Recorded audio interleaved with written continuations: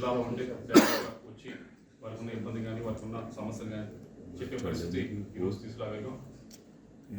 ఏదో ఎంపీ గెలిచి మన వ్యాపారాలు చూసుకుంటా జనానికి కనిపించకుండా ఎక్కడో పరిస్థితి కాకుండా ప్రజల్లోనే ఉంటూ వారికి అన్ని విధాలుగా అందుబాటులో ఉండే పరిస్థితి ఈరోజు జిల్లాలో తీసుకురావడం జరిగింది. దానికి అన్నిటికంటే ఈ అభివృద్ధి కార్యక్రమాలు అంటే వీటన్నిటికంటే దానికి I'm very happy for that. అయితే ఈరోజు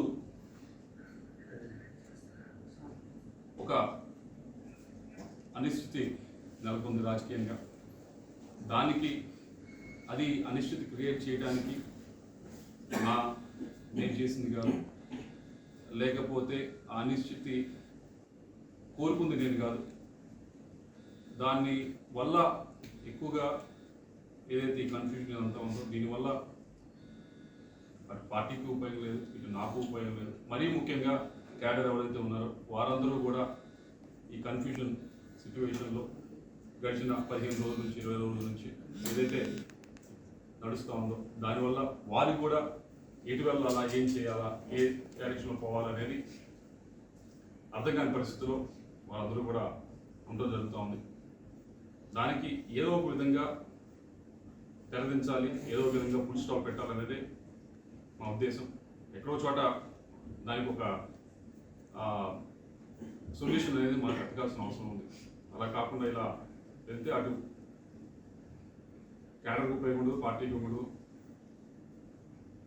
మీ అందరికీ తెలిసిందే 15 రోజుల నుంచి కూడా సరే కొత్త క్యాండిడేట్ తీసుకుందాం అనేది ఒక ప్రపోజల్ అంతా కూడా బయటకు రావడం జరిగింది. మాట్లాడిన తర్వాత ఇంకా బయటకు రావడం జరిగింది. దానివల్ల కొద్దిగా అందరూ కూడా కన్ఫ్యూజన్కి గురవుతూ ఉన్నారు. ఇది ఇందాక చెప్పినట్లు నేను కోరుకుంది కాదు, నేను చేసింది కాదు. ఇది వేరు వేరు కారణాల వల్ల ఇలా ఫ్లైఓవర్ వచ్చింది.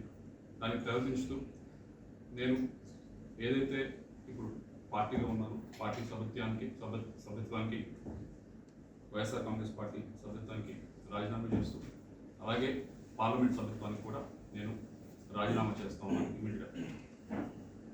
దీంతో అన్న కొద్దిగా ఈ కన్ఫ్యూజన్ అంతా కూడా ఇదంతా కూడా తొలగిపోతుందని చెప్పి ఆశిస్తూ ఉన్నాను. నాకు ఈ 5 సంవత్సరాల నుంచి కూడా ఎంతో సహకరించారు. అటు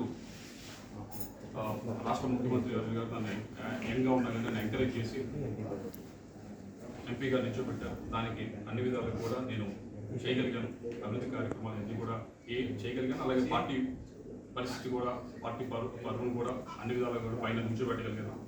అలాగే కేవలం అదే కాకుండా ఎమ్మెల్యేలు కూడా పూర్తి స్థాయిలో ఈ 15-20 రోజులు చూశారు. మీ అందరూ కూడా ఏ విధంగా అయితే వాళ్ళు గట్టిగా కూడా ప్రయత్నించారు.